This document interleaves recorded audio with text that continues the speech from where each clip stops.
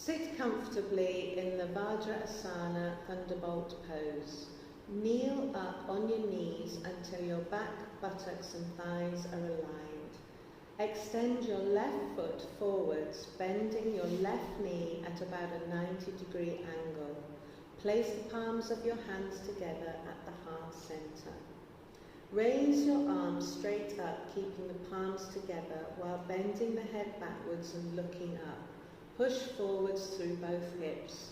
Slowly bend backwards, stretching the arms back and straightening out the right leg. Hold this position for as long as comfortable, breathing gently through the nostrils. To come back, you release into Vajrasana, Thunderbolt pose. And then you will reverse the posture by using the alternative leg.